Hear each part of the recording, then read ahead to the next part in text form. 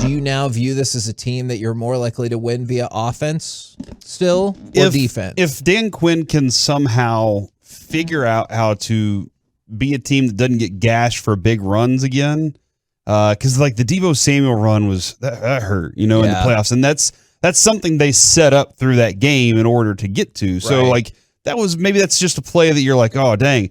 But the Ridgeway, Bohanna, the guys in the middle, those guys are not like you're not going to consider them elite. You're considering them kind of where Mike puts James Washington in the tier of receivers, which is pretty low. So when you're trying to not get run on, otherwise, Kevin, I love the defense. I'm really excited about the defense. You got to figure out how to get pressure again, because Randy Gregory was an explosive end whenever he was on the field. Okay, so, and there were other things that made you scratch your head and say, why did you do that? Right. But you can't deny the fact that you got him on the field, and there were going to be moments where the quarterback said, I have to get rid of this ball or I'm about to die.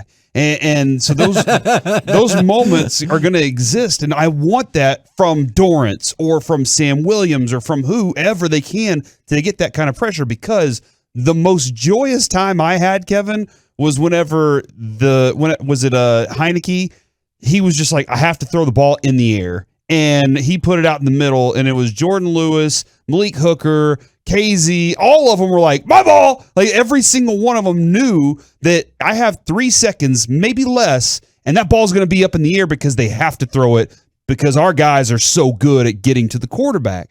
So that's what I want to see again last year. I have more faith that they can replicate that again than I do that this offense can find a way to not be stagnant at some point. Because last year they were stagnant and they couldn't figure it out. So I do have more faith that the athletes that they've added on that side of the ball can get the pressure that they need to create turnovers again. From the 469, shout out to Poncho and AJ. We're out here working in this heat, listening to 105 through the fan all day long, and that's from Tolo Grant right there. From the 940, it's the offense. Pollard going to prove himself this year to try and make himself running back number one. But other than that, for the 817, defense for sure. From the 972, defense. From the 817, defense will be better.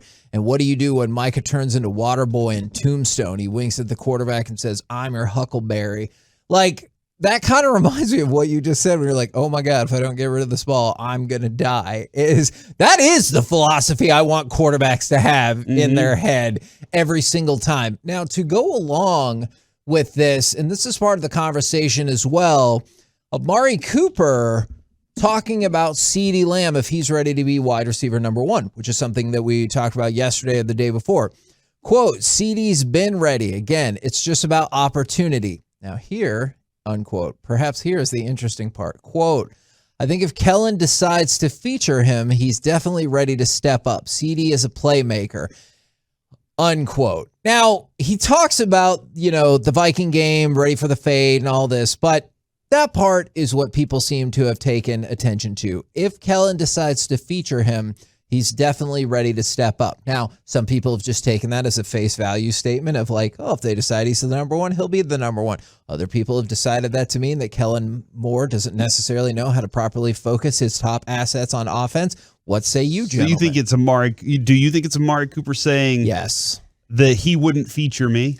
I do, because I thought about something that he said with G-Bag a while back.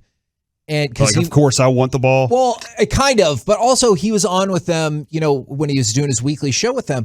One of the things that got brought up, I remember G-Bag, and I apologize for not asking for this audio, just now popped in my head, is they talked about his struggles on the road, and he was very quick to say, which I get is wide receivers do this, but he's very quick to say, but you have to also balance that versus number of opportunities that I got. And so this kind of feeds into that. A couple things there. First off, big question, who's G-Bag going to have featured as their guest this year? I'm excited about that. I'm predicting Micah. Micah? Okay. I bet that would be awesome to have Micah do that. The other thing is, I think that Kellen had so many different weapons last year that he was trying to ensure that everybody was fed by drawing up an offense that allowed them to create matchups very frequently, which is really good.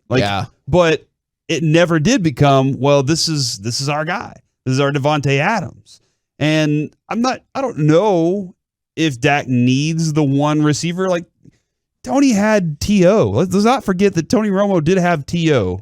For a good, strong couple of years where they were a dynamic pairing. Okay. So when it comes to the idea of featuring, does that take away from what you're able to do offensively? I don't know, because that's kind of been the chicken and egg situation for me too, because I can't entirely tell if this person, whether it was Amari Cooper then or CeeDee Lamb now, don't get featured because either A, it's the quarterback, or B, they're not good enough to get the kind of feature that people think they should, or if it's just a product of the offense. So, like, to your idea, T.O. had a track record when he got here. Amari Cooper didn't have a track record when he got here, and I know people will be like, oh, those first couple of years. Well, yeah, but then look at what happened after that, back when the team was still in Oakland. So he didn't come here as like, well, he'll definitely be the best at everything. I know our hopes were high. It's the same thing with CeeDee Lamb. Our hopes remain high, but are we sure that he's not getting featured because our play calling is dumb or you don't like our quarterback? Or is it entirely possible that, like, maybe he's not as good as we all hope?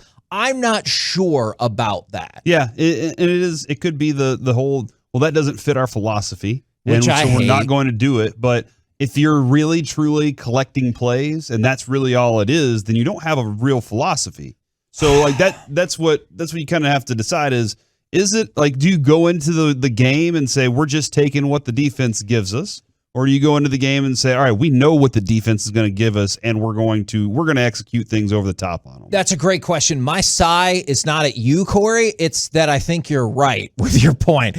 My sigh is that I think at times the Cowboys, we know that Garrett did it. I still think sometimes we do it where they're like, this is how we do things. Mm-hmm. Well, hold on. They have the best secondary in the league. Shouldn't we be running the ball more today? Well, we'll get to them. That's a stupid philosophy. And I think who are Kellen Moore's mentors? Garrett's one of them, right? And who's the other dude? The dude from Detroit that came here that we got all furious with? Scott Linehan. I mean, Linehan's his guy. Linehan, when he got into the NFL, Linehan was the offensive coordinator when he was the Lions backup quarterback or third string quarterback, and then he comes here. Why did he come here? Why was he a Dallas Cowboy? Well, because Linehan came here and he's like, I'm telling you, I got this kid. He's really smart, probably can't play in the NFL, but he's really smart. I think he can be your backup when you need him. Yeah. And so Linehan is his mentor in the NFL. And then he got to see Garrett here for a while. He was under Garrett as a coach. So I do think there are, whether you like it or not, he does have he's his own person, but he does have a lot of qualities of Linehan and Garrett because these are his mentors. So I think at times when you get mad at him for looking like those two guys, it's tough because he's his own person, but that's who raised him. Yeah. And I think that's why I do go with the defense, because I have more faith that Dan Quinn, like with Jaron Kearse, for example, or hell, even Micah Parsons. Like, I get it. Micah Parsons was a first-round draft pick, so I don't want to, like, make it sound more important than it was. But nobody in their right mind thought Micah Parsons is going to come in here, whip everybody's ass, and be the unanimous defensive rookie of the year. Nobody was saying that. They were like, oh, yeah, I think he could be a really good player. I don't think anybody said by year 2 he will be one of the favorites to win Defensive Player of the Year, because I think Dan Quinn doesn't say, here's my system. I think he looks at it and says, what pieces do I have? Probably wouldn't have been drafted 12th, and the Cowboys wouldn't have taken the chance of trading down 2 spots if they knew they had a top 5 defensive player in the NFL. Exactly. I think Dan Quinn looks at it and goes, okay, well, here are the pieces I have, so perhaps this is what we should do. Whether, I'm not saying for it's like looking in your toolbox and going, I have a tool for everything, and then something else comes up, and you're like, I don't have a tool for that. Yeah. And then being like, oh, this is a tool that can do all these things. Exactly. Yeah. I feel like the Cowboys look at a problem and say, this is how you fix this problem. Well, I don't have the proper tool for that, but this is how you fix it. And Dan Quinn will liberally use the duct tape or whatever it is because he's like, well, I have to take what is at my disposal and use it. So I do think now that the talent has grown, like regardless of what you think about Trayvon Diggs, hopefully we can all get on the same page and say, well, he seems like a very talented player. Whether it's him, whether it's Micah, whether it's Demarcus Lawrence, like you can say there is some talent on this defense, and I'm hopeful that the talent is getting to close enough to the offense that the scheme will put them over the edge. I lean towards offense, but it's only a slight lean, which in a way is good, and in a way it's not good. And what I mean by that is I don't think the Cowboys have dominance on either side of the ball. I don't think they can lean on either one to carry them. I think what we have here is somewhere between average and above average on both sides of the ball. Okay. And it's a determination of your success will be, if both sides are average, you're going to be 500. And I know you know, a little bit impossible to do that unless you tie. I get it. But if one of them is average and another one is above average, you win 10 or 11 games. If one of them is below average and one of them is average, you're probably winning 7 games. Yeah. So I think that's where we're at with this Cowboys team going into training camp here next week is I can't see either one of them being a dominant part of the NFL. I can see both of them being above average. And if they're both above average, you have a similar season to last year.